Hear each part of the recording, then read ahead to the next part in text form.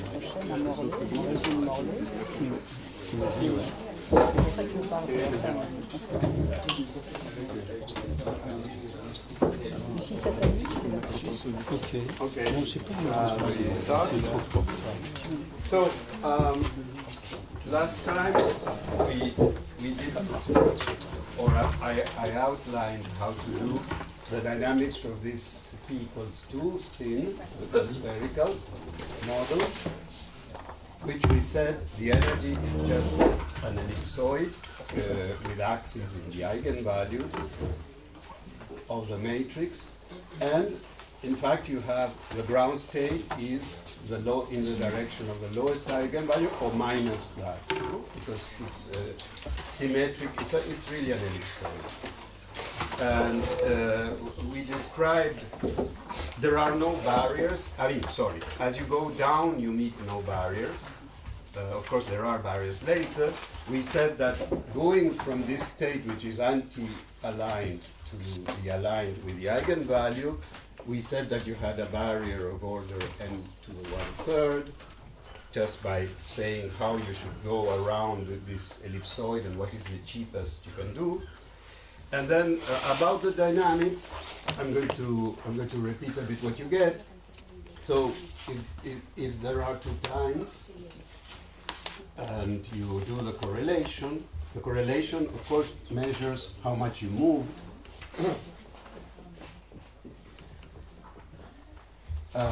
Then at equal times this gives 1 because of the spherical constraint. There are out of equilibrium situations. Now we are at very low temperature, even 0 is okay. There is an initial time where you cannot say much, so both t and t prime small. Then there is a regime where the times are similar that is rather easy. And then, and that's the point I want to emphasize, is there is this regime which I called aging, where t prime divided by t is somewhere between 0 and 1, where the function never achieves stationarity. And then, sorry, this was for n infinity, and then when n is, when finally at very, very long times you get to the bottom of a well, if you have a bit of temperature, you are at the bottom and you have the opposite one. So every now and then you will jump to this one, jump back. And as Hein made me say, the time to go flip-flop is exponential, something like exponential to 1/3. Because that's the rule to jump a barrier. So it's a very long time, okay? And notice, so if the times are of that order, now the correlation has a problem, because imagine I am on, or let us, I am on this side, and I can flip in a random fashion to the other side, and then back. But when exactly I do that is a Poisson process. It's just flipping a coin at each time and deciding whether you're doing it or not. So the correlations in this region, where both times are very, very long, is no longer a non-fluctuating quantity. You are on one side, you are at another time with probability 1/2 on the same side or on the other side. So you see that the correlation no longer, it can be 1 or -1, and this is no longer something that does not fluctuate. Yes? So if we go back to your picture of the basin of attraction with the many saddles of many orders which we go down progressively. Yes. This aging regime is once we've reached the bottom of the basin of attraction, right? The last one, yes. Yes. So there is a time here where you get to that point, and there is a time where you start flipping. Yeah. Both times diverge with n. The solution I am talking about is when the times are fine, the times can be large, but n has gone to infinity before. This is the regime where the correlation is non-fluctuating. I'm saying this because the solution we have at present for the p-spin concerns these times So, of course, in an experiment of a spin glass of those you find in the lab, you are always in this regime because your system is very large and your times are a day or two. So this is the relevant regime for physics. Okay? Of course, this is the regime which static calculations aim at, because you need infinite times to go to equilibrium in all of these models. So this was a problem with static calculations and experiments.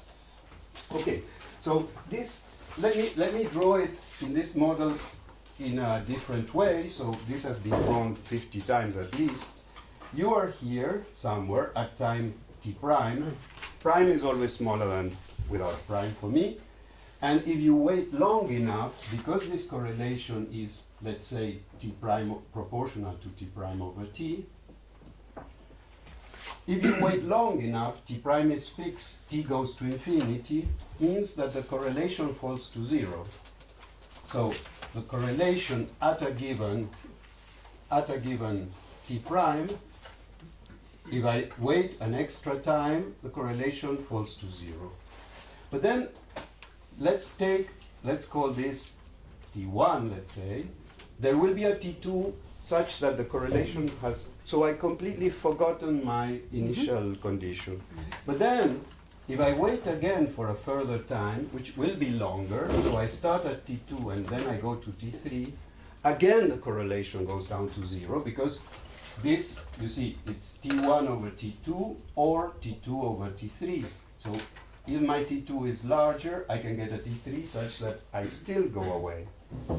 So I am always going away from where I am as far as I can go to the equator. So it's a situation that requires a little bit of thinking, and it took a while for people to digest this.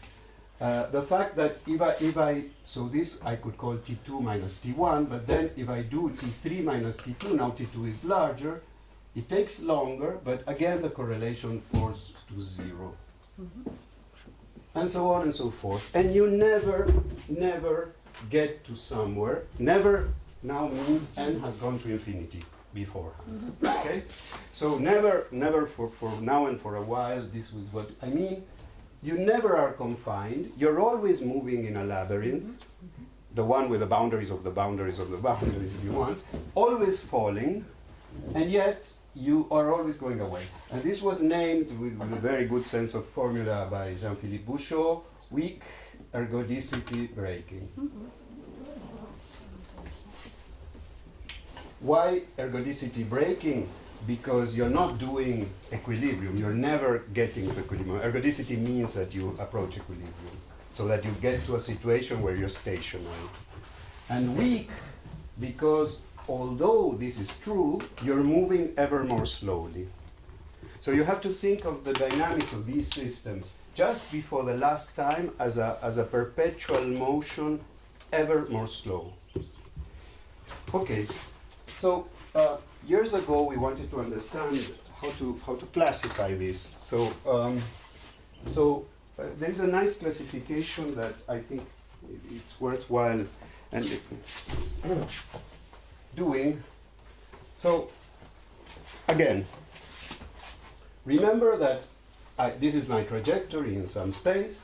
At a time t1, I record my position s of t1, and I wait for a time t2 such that the correlation has dropped to a certain value. Okay? There's always, if I wait long enough, I can have any value from 1 to 0, because as I told you, you're always going as far away as you can from where you were. Is it okay?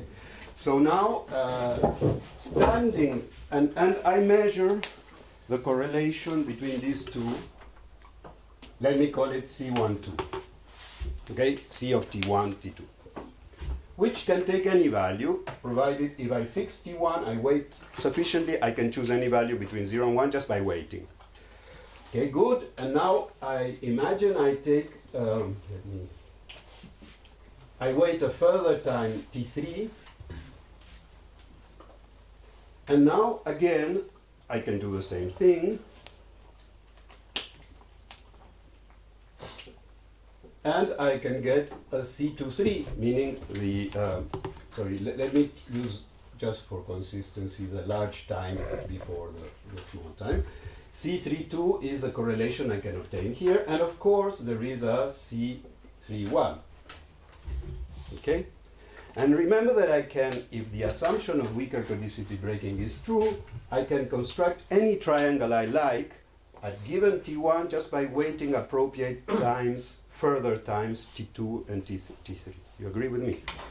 Good. Now comes an assumption which is, I think, it's a limit. I let you judge how rigorous it might be made. It can, I mean, it can be made quite reasonable, is to say, is it true that C31 in the limit of very large T1, if T1 is large, T2 is large, and T3 is large by necessity because they happen afterwards. In the limit of very large T1, is it true that whenever I construct a value for C3, this tends to a universal function of T32, C32, and C21? In other words, are triangles always constructed with the same function? So imagine that I do this and then I wait a completely different time, T prime 1, that is 10 times longer, look for a T2 prime that gives me this one, look for a T3 prime that gives me this one, and now measure this side and ask myself, is this the same triangle going to be? Why were we interested in this one? We were inspired by what was known as spin glasses in statics, okay? But you see what I mean. In fact, this for sure is going to be a function. If I put here that this is a function of T1, then I haven't said anything. It's just a change of variables. If I say that this for large T1 tends to something, this is my assumption, okay? Okay, this might seem very innocent, but it is not at all innocent. So let me show you. Obviously, I can choose another time T4, and I can calculate this, this, and this, and so on. So, okay, so C for 1, this one, is, let me assume, make this assumption, is C 3, 1, C 4, 3. I have made this triangle, okay? You agree with me? Which I can write as f of C 3, 2, C 2, 1, comma, C 4, 3. Look at it, tell me if you're convinced. So I did this triangle and then I used this one to mate with this triangle. You agree with me? Okay? But I can do it the other way around and start with this triangle and then use this side. Okay? So I say C for 1 is f of C 2, 1, C 4, 2, and then this is going to be f of C 2, 1, f of C 4, 2, 3, C 3. And these two things must coincide, and they're not the same. In fact, a moment's thought will show you that the operation f that gives you a C in terms of this is just saying that it's an associative operation. Look at it. But is it? Hmm? So why? Because if I do the operation first between 2 and then the third, it's the same as doing first with the third and then the other 2. You see, it's a bracket like when you do associative. And this, just the assumption that triangles are constructed in this way implies associativity. And now you go, okay, but now how many associative functions are there? Okay, you know the addition, you know, the product, but the product is cheating because if you take the log, you know that this maps products into addition. This is why the logarithm, as the kids say in France, is the isomorphism of associative of the addition and multiplication into addition. Don't they? Okay. Okay. So very well. But is that the only thing there is? No. So you can go to at the time when we were trying to understand this, we went to a mathematician who told us get the book of one Mr. Hazelwinkel, and you will find these results. But be careful, the book is extremely boring. This is in the words of a true mathematician. And okay, and then when you look at what the mathematicians say is that if the function is smooth, then indeed it's isomorphic to the product or to the sum. But if it is not, well, an associative function, of course, is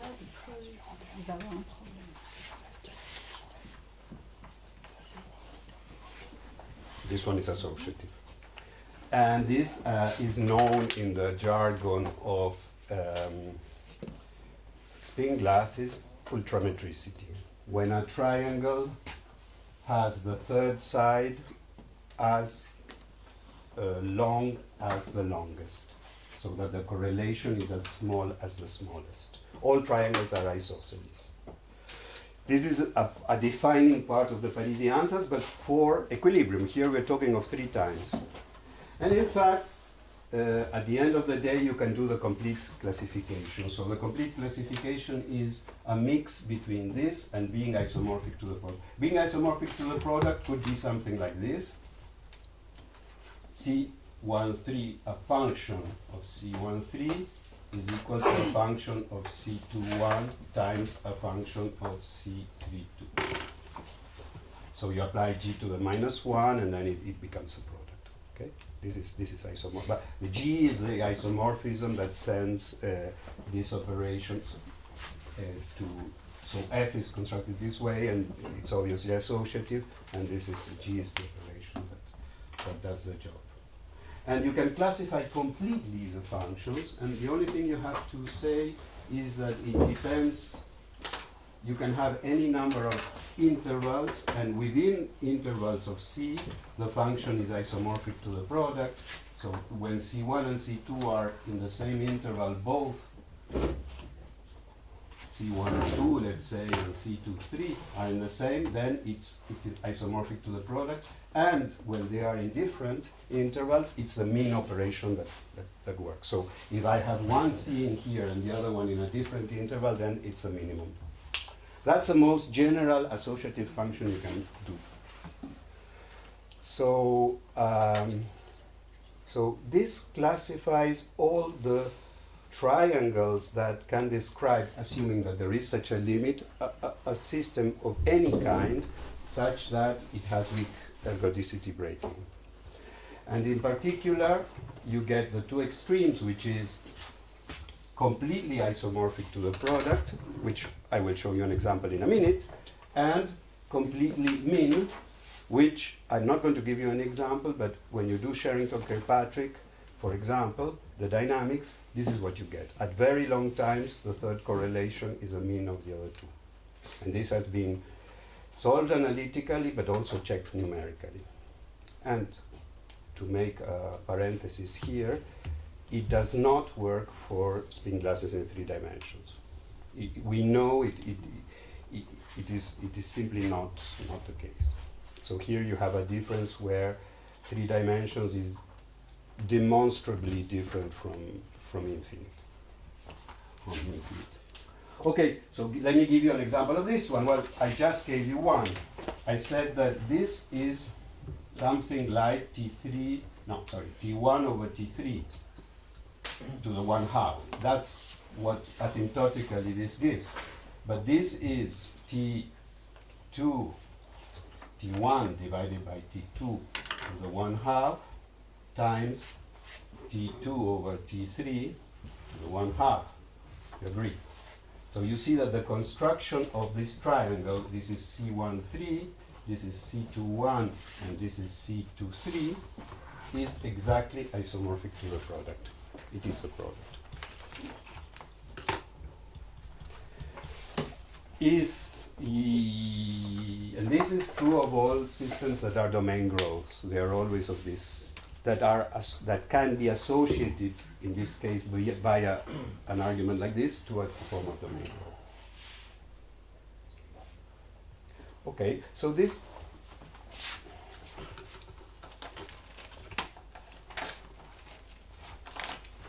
is this okay? So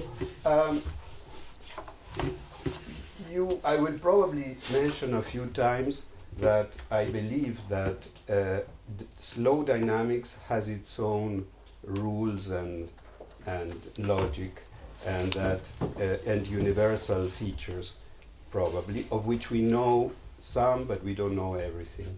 Here you have something where I hardly mentioned a model. And already this is something that for slow dynamics with weak ergodicity braking, so that you can go away all the time, this doesn't depend on almost anything. Okay? So this is already an example of something that, okay, we are inspired in what happens with spin glasses, but we need not restrict to that. But correct. So this triangle rule, and the fact it's independent of T1. It's a limit. It's a limit in the very long time limit of T1. And it's been shown for P-spin Minfield. So the ansatz that solves the equations, it's an ansatz that closes the equations, is of this form. Yes. Okay.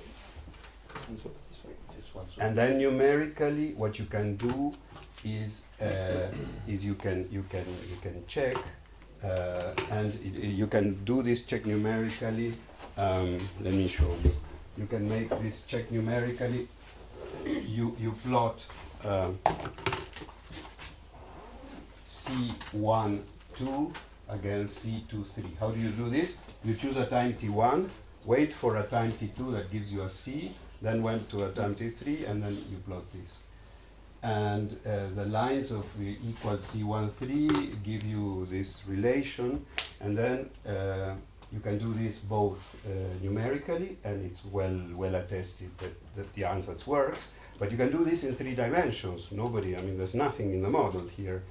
And what you discover is that in Sherrington-Kirkpatrick you confirm this, which is the prediction for Sherrington-Kirkpatrick, but when you try to do this in spin glasses in 3 dimensions, you notice that the T1 that would perhaps save your life, and it's longer than the age of the universe, so something is really, really very, very fishy.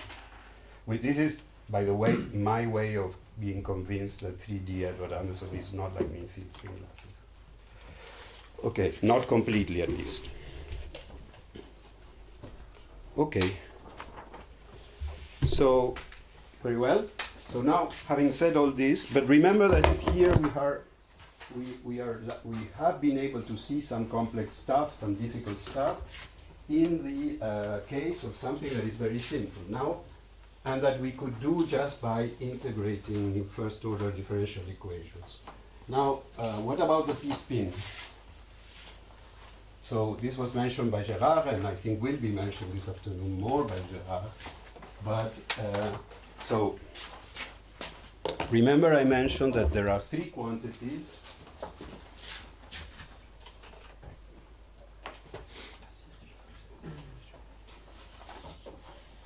The response, this is 1 over n times Si of t, Si of t prime, and you average over the noise. We will have a dynamics with noise. There is R, which is this is the noise of t prime.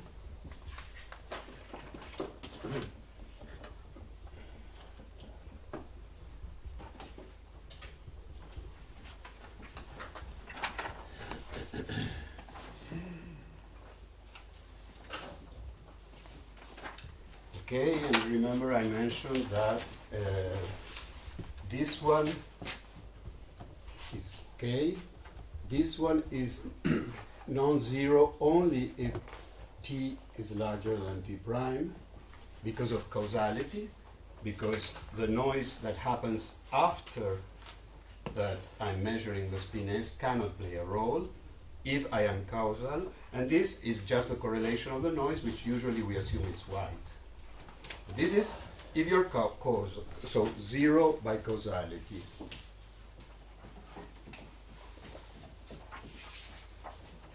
Both, and both these things are true because of causality. Okay, this is completely general. Of course, later on, I'm going to give you an example where you condition the point of arrival. Once you condition the point of arrival, this by definition is breaking causality. You're saying something in the future that you don't know a priori. If you do that, then even these two things are not true. Okay, so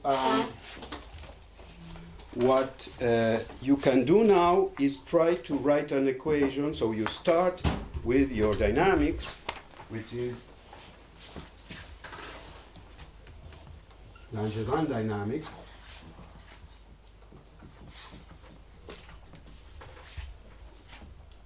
Lagrange multiplier that fixes the spherical constraint, white noise.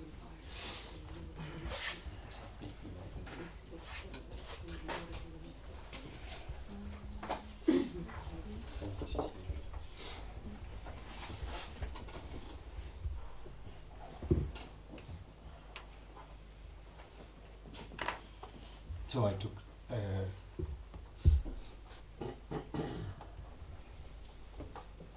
okay, so this is P spin. If P equals 2, you can use the method I did before. You can use diagonalization. If P is bigger than 2, you cannot.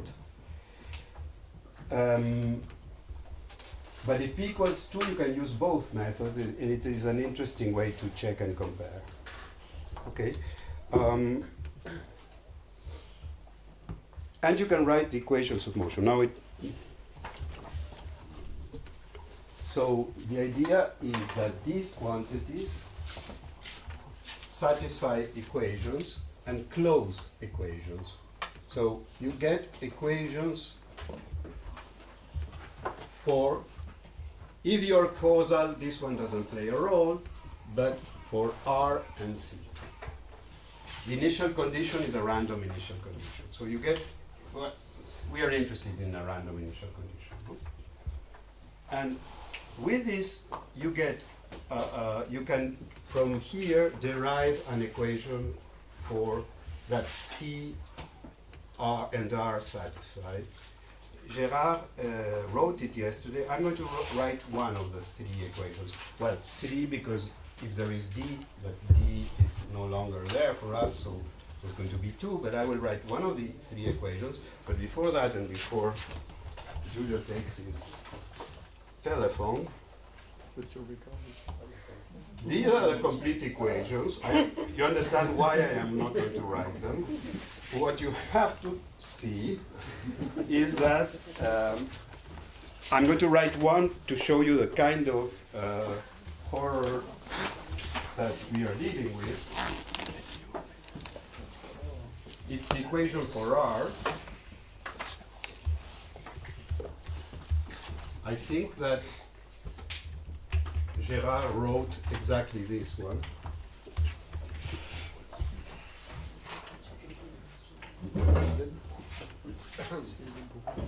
This one I'm writing is already 0 because if we're causal, D is 0, but I'm putting it here so that you see that it also plays a role in principle if you break causality.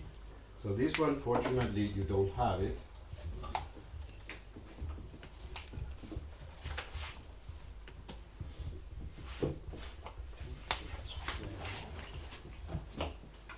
This is the term that Gerard indeed wrote.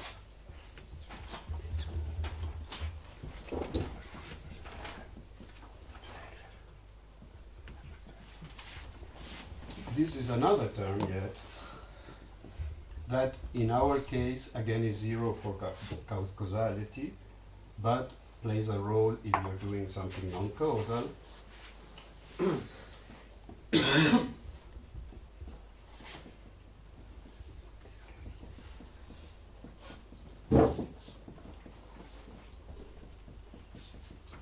think that you can take a photo, don't try to maybe copy it, or maybe yes, I don't know.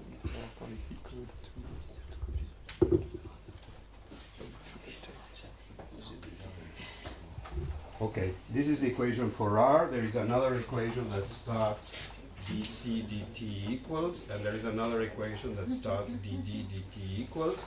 They are all one as monstrous as the other. These equations without the d, no, so d is 0 if you're causal, so that's good because this term goes to 0. And here you have the response at inverted times, so here this one will be 0 in practice. So you get only, no, sorry, not here, sorry, that's precisely the good term. This is this thing, you see, it's the times are inverted, so if there is causality, this is 0. So this term and this term happily are not there, but you have this one, and this is the one that Gérard wrote. This is for R, then you have another one for C, and then, well, we have nothing for D. D identically 0 is a solution when you're causal. So the scaling in beta was in beta square in Gérard's. Yes, sorry. Yes, you're right, because you're averaging, so it has to be a square. Also because beta minus beta have to have the same dynamics. Yes, thanks. Okay, so what do you have to, so to be clear, these equations for a physicist to write is not really a big deal at the level at which we work. If you want to be serious and prove them, what do you want to prove? You want to prove that C and R and D respect these equations, and also that they don't have big fluctuations. So, for example, C, if you do an experiment with finite size, will be the C of this equation plus a certain quantity that depends on time divided by n to the 1 time. This is a fluctuating quantity. So, and the fluctuations get worse with time and worse and worse. This is the reflection of the fact that there is an underlying length that is growing, but that's another story. And they get worse and worse, and by the time that your times are infinite with respect to n, so that they begin to be of the size of n, these become so large that this is swamped in fluctuations, and C no longer gives you a precise result. So it's no longer self-averaging. Remember I did the example with the domain growth, that when the domains are small, you're adding many times the same thing, and so you get something self-averaging, but at long times this gets spoiled. Well, and it also happens in equals to. Okay, so now we send n to infinity before anything else, and then we do tt prime whatever. We know the system has a critical temperature. We can be above the critical temperature where nothing interesting happens, or below the critical temperature where everything. We can even go to t equals 0. You absorb the beta square inside the r's, and it's okay. There's no problem.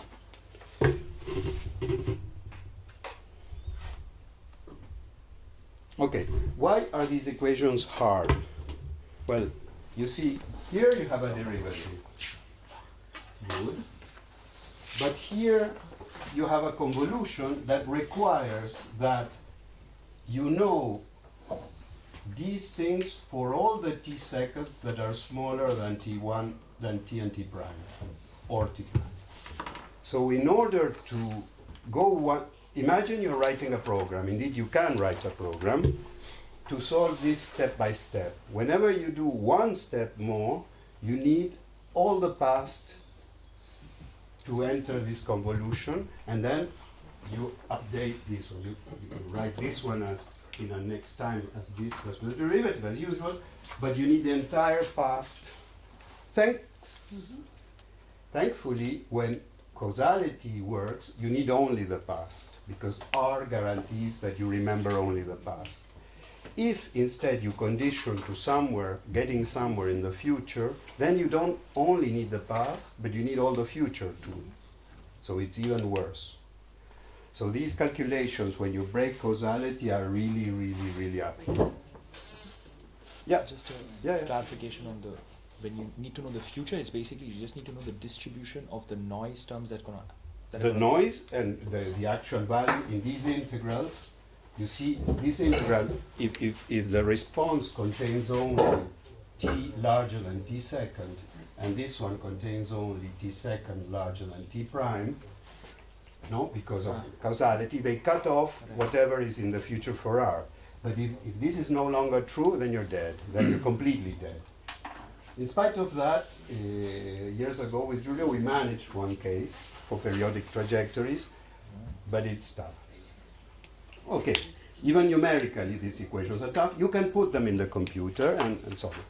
If you want to do this seriously, crampily, you, Belarus, Dembo, and Alice Guionet did it. They worked like mad. Unfortunately, he's not here, but they did work like mad. It's not easy, and they are probably the best practitioners of this kind of technique. So, I mean, if it's hard for them, you can think that it's probably hard. And it's really, really tough. If you want to content yourself with being a physicist and doing things the way we do them, then it's not a big deal. Okay? But of course, you already writing equations. Solving the equations, what we can do is put them in the computer, or what we did years ago, put them in the computer and guess an ansatz. And then try it and see. And you will see to what extent you're successful. You can do a lot. You discover things that you didn't expect. It teaches you things that take a while to swallow, but that's very good. There are open points that are interesting, and they are hard. Okay? Okay, so what does this give you for this? By the way, for p equals 2, we did it simply, and you could ask, is it also here simple? Yes, indeed it is, because when you put p equals 2, this term disappears, and you get something equals something. This is not there, and this is the convolution of R with itself. So you do this in Laplace transform, and it goes. So simplicity happens also at the level of this in p equals 2. Okay? Right. So now, what kind of solution do you get? I insist, you can put this in the computer and get a reasonable result within. So first thing you find is that we are at very low temperatures. At high temperatures, nothing interesting happens. The system thermalizes, and it's okay. Low temperatures, including 0. 0 is okay.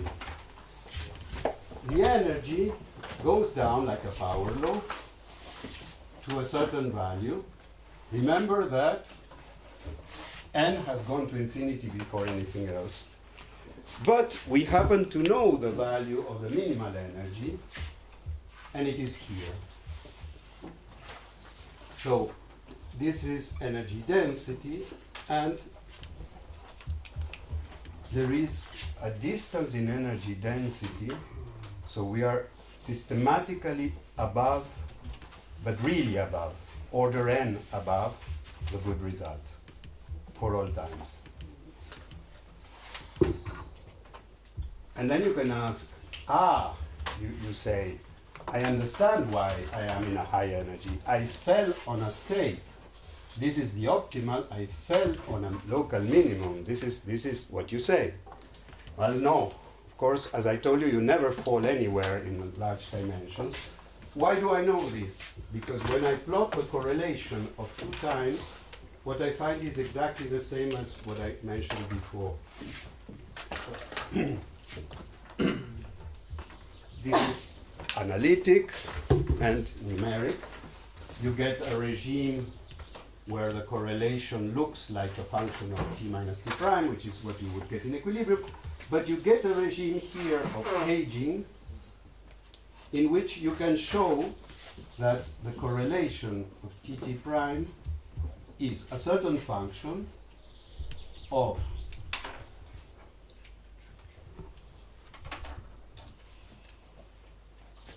this function, you can calculate, just like in the case of domain growth, of equals 2,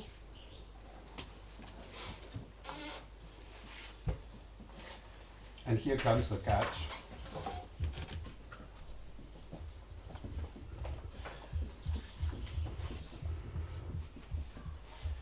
What does this mean? That you get here a solution where you never equilibrate. Look up to here. You never equilibrate because if I have a value t prime and I wait long enough, the correlation will fall to 1/2.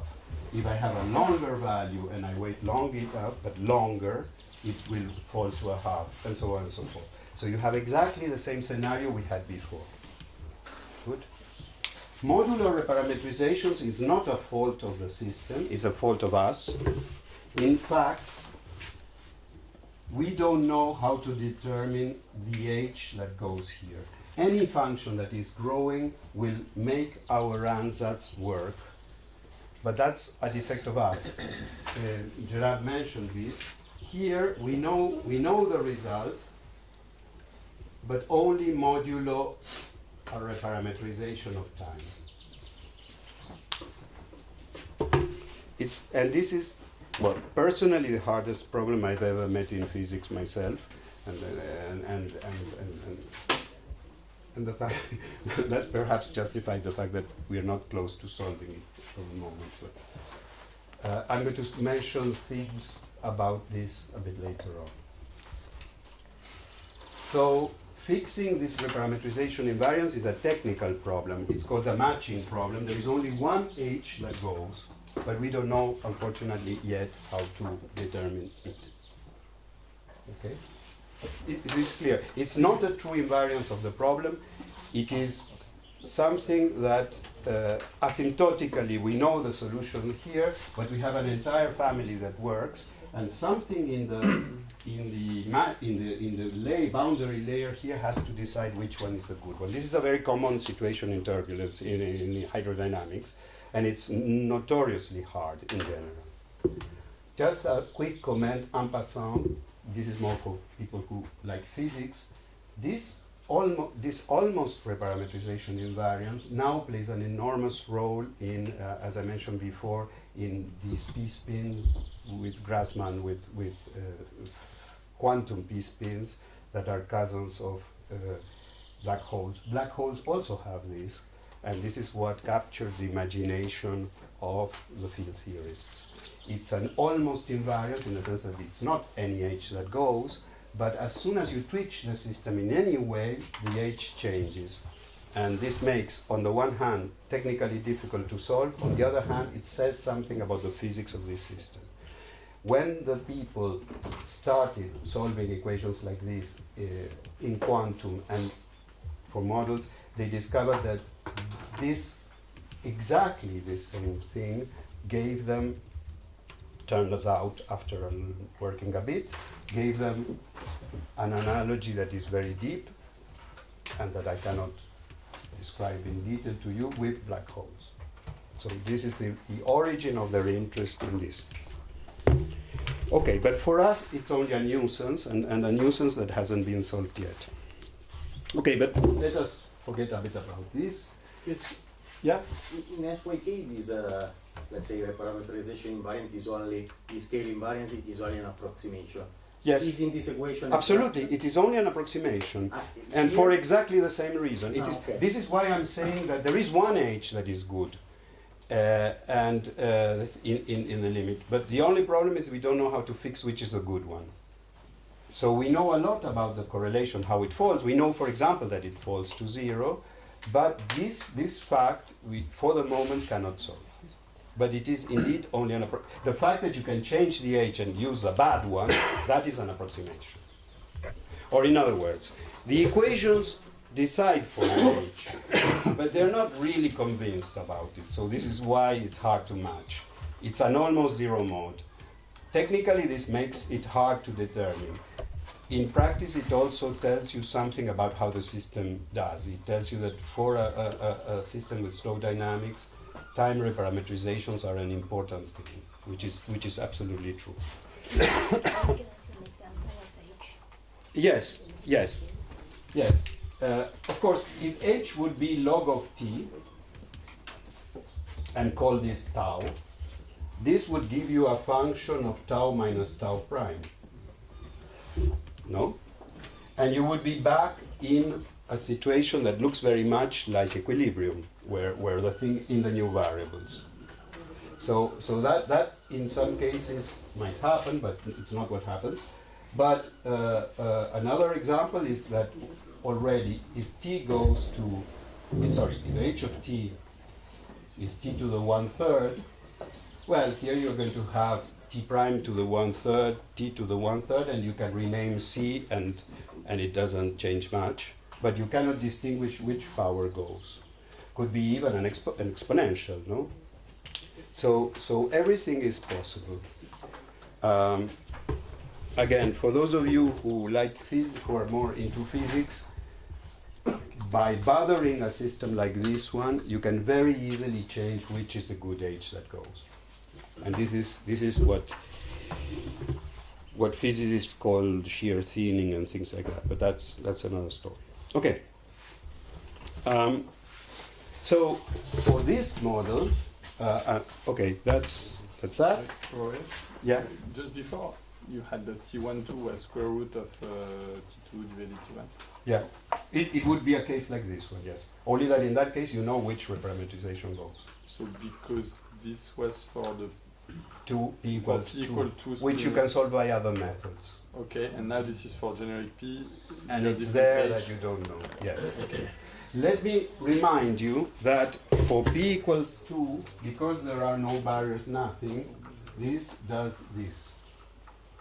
And asymptotically, it tends to the good value. This is for P larger than 2.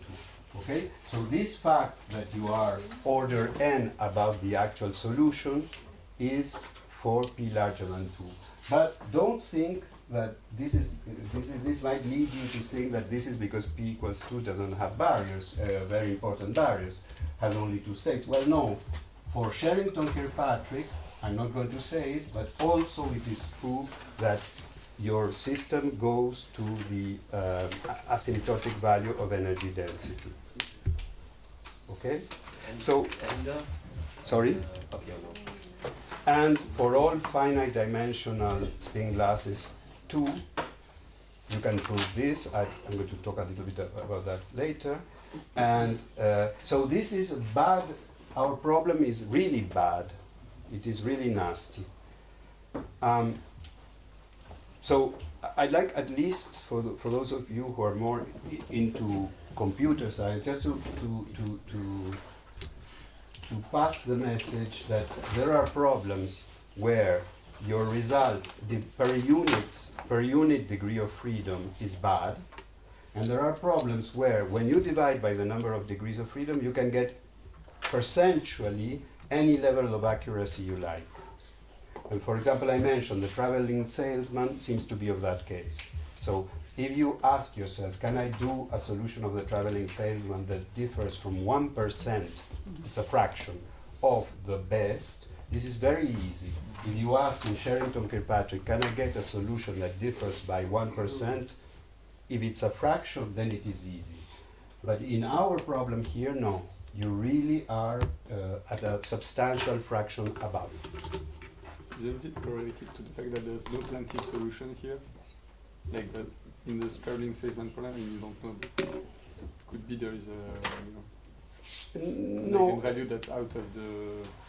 It has to do with the actual geometry. We're going to see the geometry. You will see that there are big barriers here, big order n barriers, which you don't really have in Sherrington-Kirkpatrick or on the traveling salesman.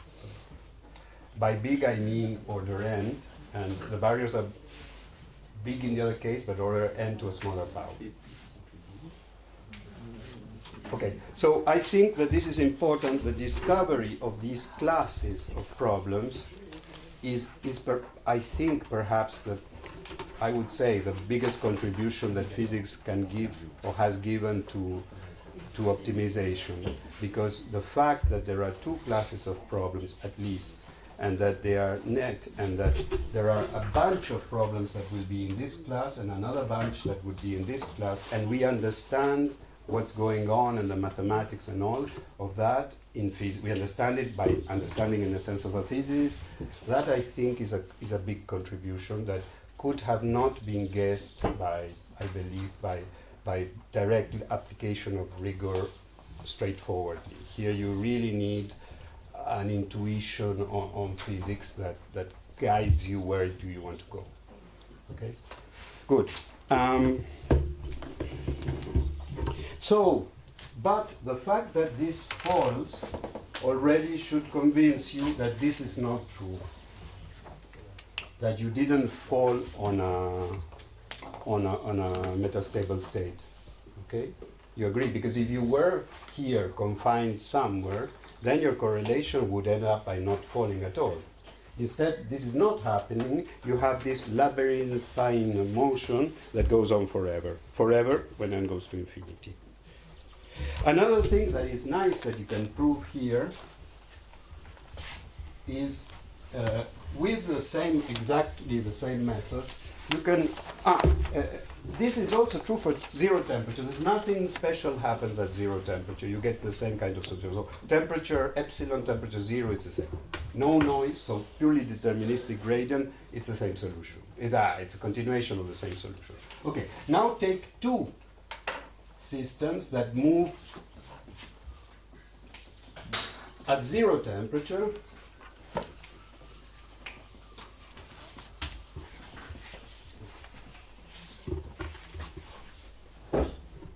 and let them evolve through gradient.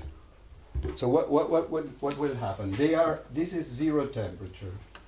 So at zero temperature there is no noise that is driving you away from anybody. And yet, what you can show with the same methods, exactly the same ansatz, is that if you define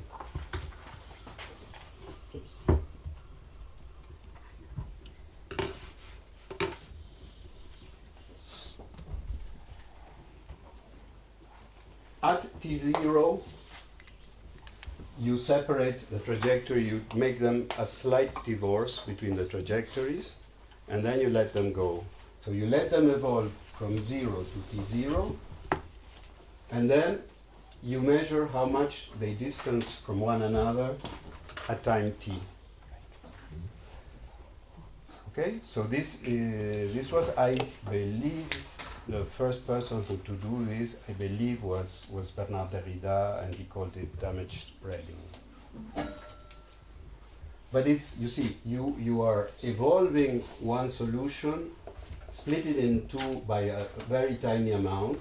Here we are completely deterministic, and we let them go, just like when you're trying to taste chaos.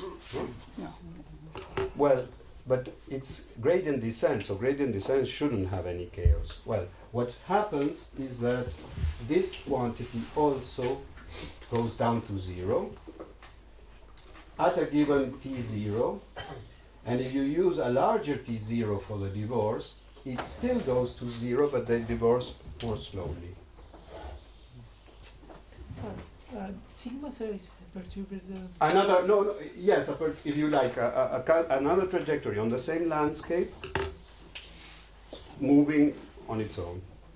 Okay, so it doesn't have to be, the initial condition doesn't have to be the same. So the initial condition, let's say, is the same up to time t0. At time t0, I take my computer program, I take the string of s's, and I continue with those, but I also twitch them a little bit, change a little bit their values of s, and make them evolve on the other side, and see how much in the future these two things diverge from one another. And the answer is they diverge maximally, which means the only possibility when you're going in a gradient descent to diverge from somebody is that you are in a saddle, because otherwise you would converge in gradient descent. And the fact that this happens at all times, of course, before n has gone to infinity, it means it confirms the scenario I mentioned a while ago, yesterday, that you're always in the boundary of a boundary of a boundary, because at every time when you distance yourself a little bit from a neighbor, they will follow trajectories that would take them to different places. And I believe that this should be able, I don't know if anybody has done it, but you can do it for programs. I mean, nobody forbids you for applying this to a deterministic algorithm. And so one of these recursive algorithms that get better and better results, you touch a little bit your solution at a given stage and then allow it to go that way and the other one to go that way. And I can bet that if the problem is complex, this is going to happen. So this emphasizes that you are in the boundary of a boundary of a boundary, and this is part of your problem. Yeah? Does it really mean that you're in the saddle? Because you could imagine that you're in some well, but it splits at a later time. Yeah, but to split it for a well means that somewhere there is, like when you're skiing, There's a saddle nearby. or you have a kind of bump. Yeah, maybe a saddle is too exaggerated. It has to be something that makes two gradient lines split. If you want them to split forever, you need a saddle at a certain point. But yes, it means something like that. By the way, this is not chaos because this splitting is more like power law. Chaos means that you split exponentially. So it's not like Hamiltonian chaos.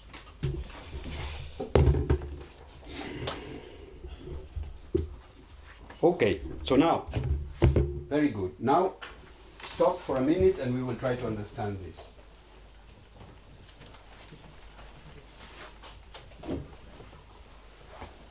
Oh, should I say that even at zero temperature you never stop if n has gone to infinity? It was already true for p equals 2. For this reason that falling takes forever also.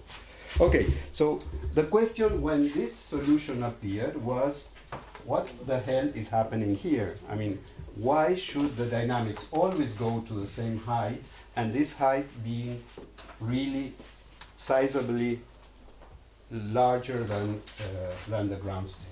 So then, in fact, already at that time, there were solutions of the number of to the numbers of solutions of minima of the p-spin. And what you get is that you have, in terms of the energy, I'm going to work essentially at temperature 0 so that we don't get in trouble. So this would be the lowest level, this one.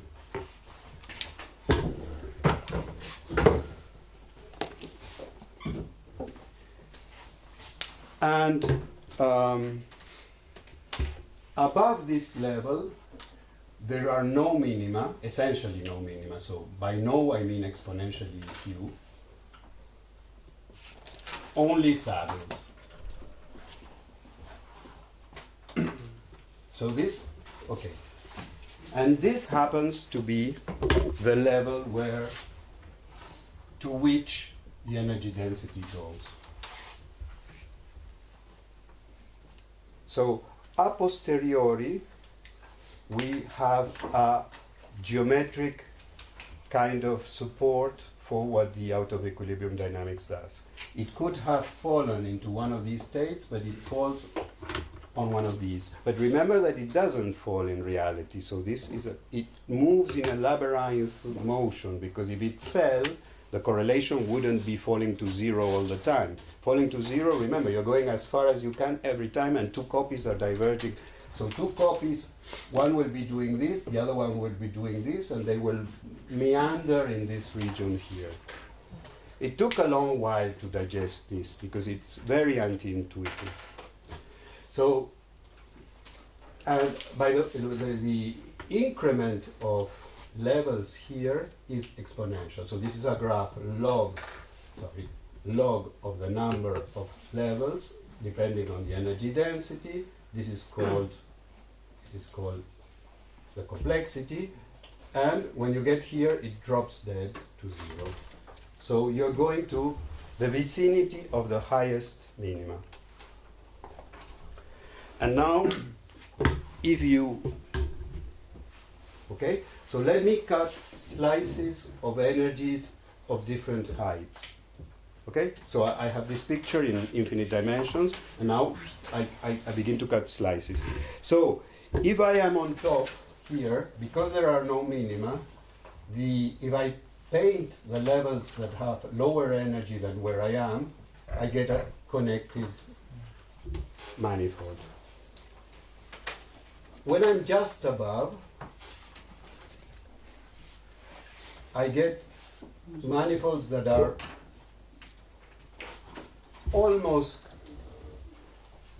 disconnected. There are tiny bridges across them. And when I cut it below, I get simply separated manifolds. So if my plan is, it is not, but if my plan were to move at constant energy, here I could get very far. Here I could not get very far because I start here and I stay there. Here I would just barely be able to cross, find a way to other places. Okay? And this picture is slightly misleading because it would tell you that everybody goes through the same bridges, which is not the case, but you have to think of a high-dimensional version of it. And by the way, that's the origin of the word threshold. Threshold is for percolation threshold. Your phase space percolates at this point. So percolates, for those of you mathematicians, means that suddenly islands, the water has gone down, and percolation is the first moment where there are bridges between islands. Okay? Here it's exactly that way. And why does the motion never stop? Well, again, now you understand it, and it's said, put this way, is rather intuitive. Yes, you are going down all the time in energy. Why don't you actually get to a minimum and die there? Because as you move on, you're finding yourself in a landscape that is becoming, with the water level, going up. So it's the other way around. I mean, water going up is like energy going down. Water goes up, so as you move, you're making the water go up because you're going down, and your land bridges are going to get thinner. But so you are going to move slower because you have to find them. But if you move slower, then the energy doesn't go down so quickly. So it moves down more slowly. And because it moves down more slowly, then it takes longer. It gives you an extra time to move more and more. So the speed at which you're exploring is going down with your proximity to the threshold. But because your speed is going down, you're not cutting and approaching the threshold. This, in the good old times, was this kind of situation was called, when it was fashionable, self-organized criticality. It's a situation where the system finds itself on its own without tuning any parameter in a critical situation. In the 80s, this was an extremely fashionable thing to do. Okay, so just to reinforce this idea, if I take one of these states and I do a Hessian, the matrix of second derivatives, it's a semicircle law with a gap, meaning that it's essentially a round. This is the eigenvalues of the second derivatives of the energy. This distance happens to be exactly equal, proportional to this distance. Meaning that as I consider a state that is more close to the threshold, the semicircle law will be like this, and then here it will be touching. So the states I approach are precisely those that have one eigenvalue very close to zero, the flat ones. Okay. This comes from the dynamics. You solve the dynamics, you don't do any other assumption.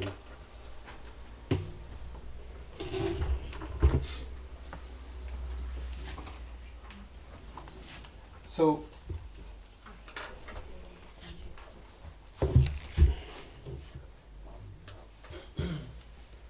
okay. So, once you know this, let me, here comes a point that is very important. So we are doing pure dynamics. This is just interpretation based on geometry. But you wouldn't be able to deduce this just by geometry. You need the dynamic calculation that tells you what the system is choosing to do. Now, another thing, imagine that I apply a small magnetic field. This is a small bias that wants all the variables to be a little bit biased towards a bigger value of S. Doesn't matter.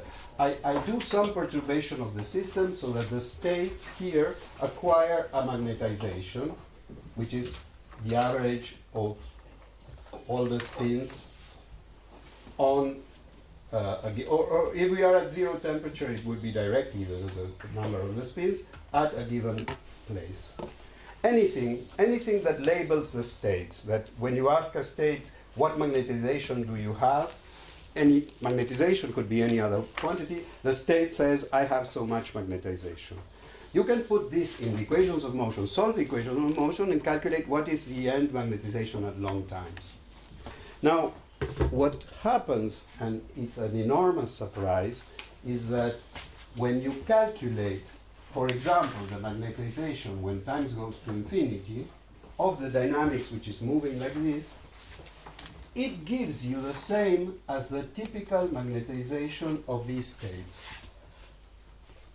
So you take all these states, you count them with a flat measure, with no bias, you count them, you do a histogram of the magnetizations, and it's very peaked in a value. This is the value to which the dynamic goes. So it is as if the dynamics would be sampling democratically the states that are on the threshold. There is no special reason why this should happen this way. Only dynamics can tell you this. But this is the way it happens. But it's something that you check, you see, but you don't know how to explain. And still, to be honest, I don't know how to explain it. But it's a fact of life that the dynamics that grazes, surfaces over the threshold in a kind of labyrinth, reaches all the possible values it reaches are the ones that I would have obtained by just making a silly average over all, flat average over all the guys who are close to the threshold. When a situation like this happens, this idea was for granular matter, I'm going to tell you in a second, it was introduced for granular matter by Edwards, and it's called the Edwards hypothesis. I'm going to tell you in a second how he framed it. And in general, the person who more pushed this idea, I think in the 40s or 50s, is Mr. James, who proposed to study with equal weight all your possibilities when you have an out of equilibrium system, and just do averages over constrained surfaces. This had no justification, and in general it works very bad. For biological inference, it works admirably well. Go figure, I think. And it's in fashion.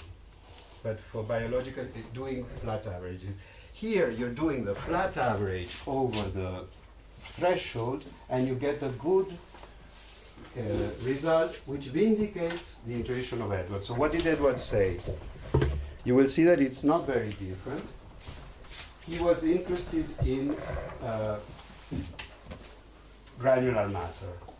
So take your box of coffee, ground coffee or sand, and you shake it and tap it very gently, and it settles to a certain level with all your grains there. Okay? What do you know about the dynamics of such a process? Well, nothing basically. It's a mess. It's a horrible mess. So, can you do thermodynamics of this? Well, no, this doesn't derive from any equations that give you thermodynamics.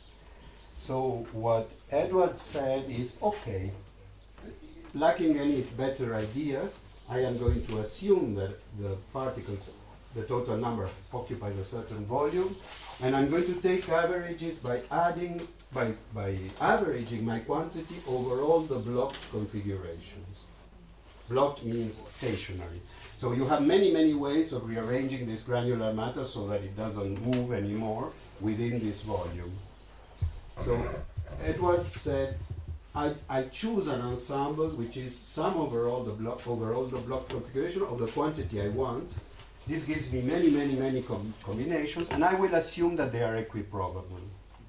Do I have a justification to assume that they are equiprobable? Absolutely not. And in fact, he wasn't taken very seriously at the time.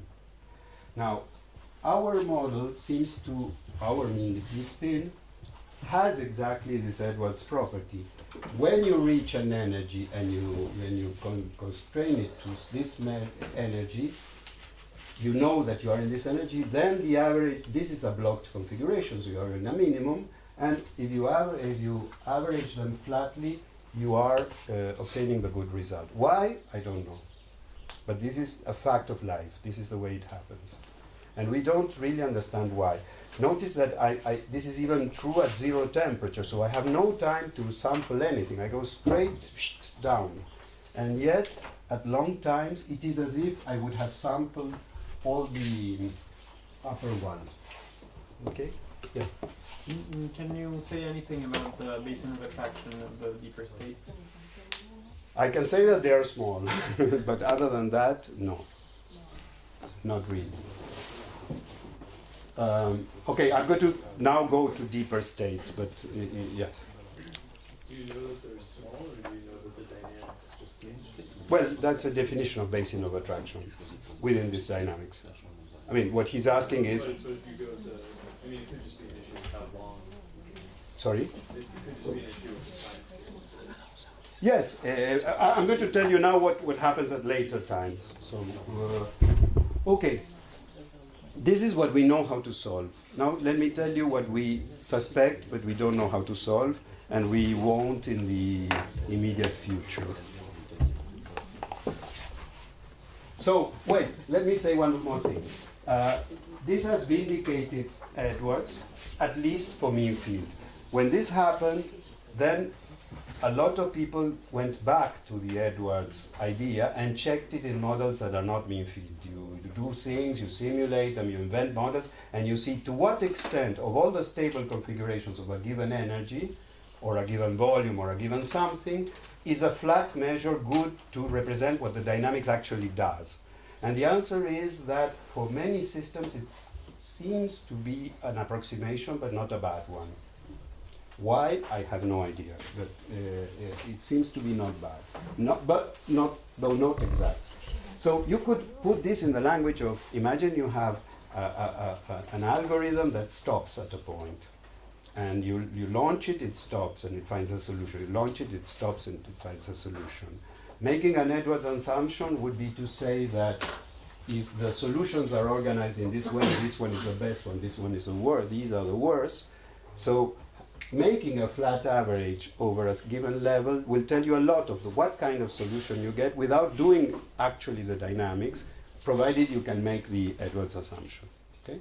Which is a bizarre assumption. Okay. So, okay, I have a question. Yeah. When you say it's flat, it's for what set of variables? I mean, this is a remark that Dov Levin did at some point, that if you don't know what are your microscopic variables to describe your configuration, you make any change of variables that still describe perfectly the configuration, you get a Jacobian, it's not flat anymore. When it's continuous, here they are the points. Essentially, they are all only points. Yeah, that's it. So you're a bit in a better shape. Yes, But if it would be a continuous set, I agree that this would be inconsistent. It would be incomplete or inconsistent. Yeah. Yes, sure, you're right.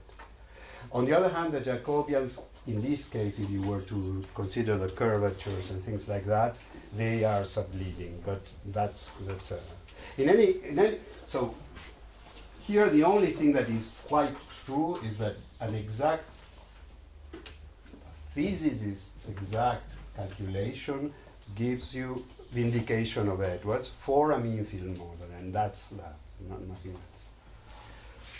Okay, so what happens when you have temperature and you have really more time? So what happens when you have really more time, and really more means a lot more, is that now let me do this and consider times that are e to the n to 1/3 or e to the n to some power. Our solution in that case You cannot do anything analytically because remember that you cannot really say write equations for that. But what happens is that this begins to fall. Here there are many, many, many time scales, all divergent with n, until, well, give it enough time and it will reach the good value. Okay? But here I do this just to show that these are times that are not covered in the exact solution.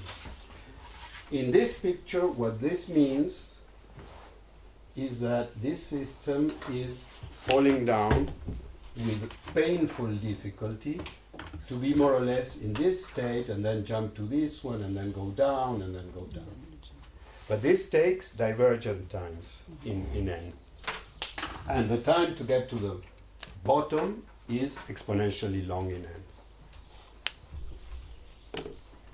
So this is what happens in all these problems, and it's another message that we can give the optimization people. This kind of problems, if you want to attack them with an algorithm, then you will go fast to a solution that is going to be, in this case, order n above, so it is bad, and any further progress is going to be exponentially long in n. Here, in this picture, it would mean that you would be jumping between islands by flying, but this takes you exponentially long time. So if we are at 0 temperature, we No. can just Then you cannot do there is a t factor here. okay. Yeah, a 1 over t factor here. Yeah, sure.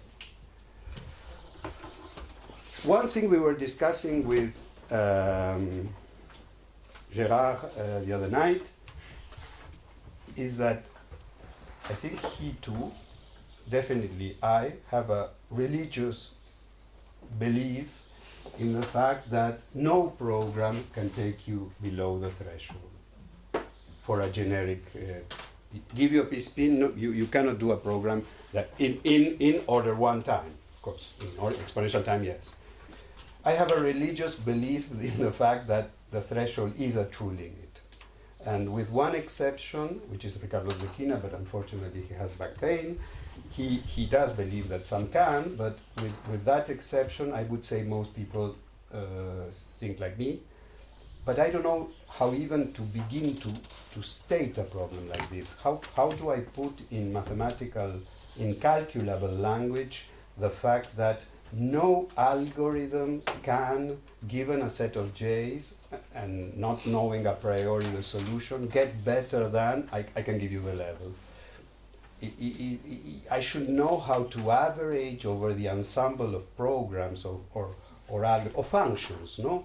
I have a function that I give the function the J's, and she, after computing a number of times, spits out a value that corresponds to an energy lower, a configuration that has an energy lower than the threshold. Is it possible with my function having done a non-exponential number of operations? With an exponential number of operations, of course, I can do this. But with a non-divergent, the dynamics is one, but is there any other that can do it? I believe that the answer is no. But I do not even know how to begin, not only to prove it, but I don't know even how to pose the question so if you have ideas on that, I think it would be fantastic. Yeah, so you're not allowed to change the J. So you give me a J. I give you a J with a sampling of Gaussian and give it to you. And then the idea is, and we know the ground state energy of this, and you're asking. I know it, you don't know it. I don't know, of course. And you're asking that I should give you a program that will get me to this lowest energy. Is that yes, what you're asking? in a time that does not. In a reasonable time. Yes. Right. Yes. But I cannot change the. No. Okay, No. right. Makes sense. I have a vague idea that maybe someone here knows more of the notion that you're describing sounds to me a little like Kolmogorov complexity, which Kolmogorov complexity is it's a lower bound on the entropy, and it's the notion that so the complexity is defined in terms of an ensemble of programs. So you say that the Kolmogorov complexity is the shortest program. Sure. And you should say that the entropy of number of programs that does this is zero. Is zero, yes. But I believe that there is a basic truth to this. And there are tons of other systems that are essentially the landscape is the same. Bear in mind that there's an enormous family of systems that are like this. Okay, this I have said. Now, one last thing that is interesting, and this Gerard will probably talk about this. The time it takes me to get here compared to the time it takes me to get here are both exponential, but what you have in the exponent is different. So the morals of this is that the time to get here is infinitely smaller than the time to get here. They are both infinite, they are both exponential in n, but this one divided by this one is also infinity. So this is a situation where any further progress is infinitely harder than the previous one. Connected to this is the fact that I believe is implicit in a paper by Ritort and Crisanti that I can find if someone asks, that if you, now this is purely observational simulation, you painfully get to this level just by, you do the exponential thing, but then your size has to be small, otherwise the exponential is going to be very long. You get here, then you do it again, and you will find that at the same time you get to the same essentially level, and at the same time you get to the same. So why is this? Because everything here you do very quickly compared to the time to get here, and everything to get deeper is infinitely harder. So what they confirmed, or I don't know, discovered, I don't know, is that even once you allow for this exponentially painful evolution, the system continues to have a flat measure, which is quite remarkable. For a glass, because a glass is like this, for a glass what this means is that concerning these states, a glass is doing, in its aging, it's doing an adiabatic cooling. And that's, to my mind, the essence of aging in glasses. But it's remarkable that even this should be self-averaging. So you apply your program twice in the phase where it is bad, and in the phase where it is bad and it hasn't arrived to the optimum, because if it has, it stops. But if it hasn't stopped, twice the same program with different random numbers or with different initial conditions will get you essentially to the same self-averaging place with a square root of n difference, 1 over square root of n difference. This is what I expect if this analogy holds. But if you do this in a finite size system, you expect a wide distribution. No, if the size is finite, The but finite dimension, I'm sorry. in a finite dimensional system, this situation is impossible for reasons that I will tell you later, but I will take advantage of your question to insist that in Sherrington-Kirkpatrick and all finite dimensional systems, the landscape is not like that. The landscape is like that, but these barriers are all, say, order n to the 1/3, and not order n. And what happens is that in finite dimensions, the power depends on the dimension. What happens is that you get this kind of scenario. You get to this to an accuracy that percentage-wise is good. And then swapping these can be anti-hard or whatever, but you're talking always of n to the 1/3 and not n that you're gaining. So these problems are not, like all finite dimensional problems, are not hard in the sense that you have a threshold that is exponentially hard to get down. Here, if you want to think of a threshold, you have to think that it has a height n to the 1/3 and not n above the good solution. So these are, in a way, intermediate problems. Both Edward Anderson, Sherrington-Kirkpatrick, Traveling Salesman, you can get a very, very good solution for free, or very, very cheaply, polynomially. Or you get a percentage-wise accuracy in polynomial time. Because with this same method, you can also solve things like Sherrington-Kirkpatrick out of equilibrium, and you confirm this scenario. I guess that's all I wanted to say today. One last thing. When this system is jumping to here, this is for you. When the system wants to jump from here to here in order to go down, does it go all the way up?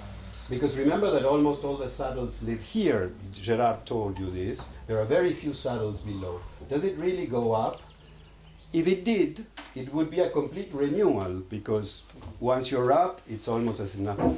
And in this sense, it would be, for those of you who know it, like the Bouchot's trap model. Well, I think the answer is no. It does not.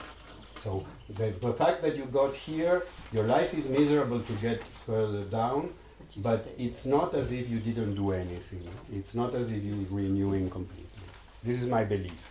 But as such, I don't think it has been proven.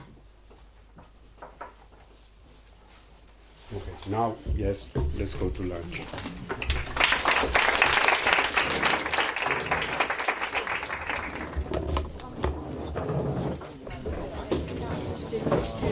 Quelques articles sur les boulettes, on a pris et je t'ai mis un ou deux articles aussi politiques sur les et je t'ai mis aussi des slides qui vont t'intéressent, je vais en tourner il y a 15 jours à Marseille sur comment reconstruire un système de communication entre les mains des chercheurs non plus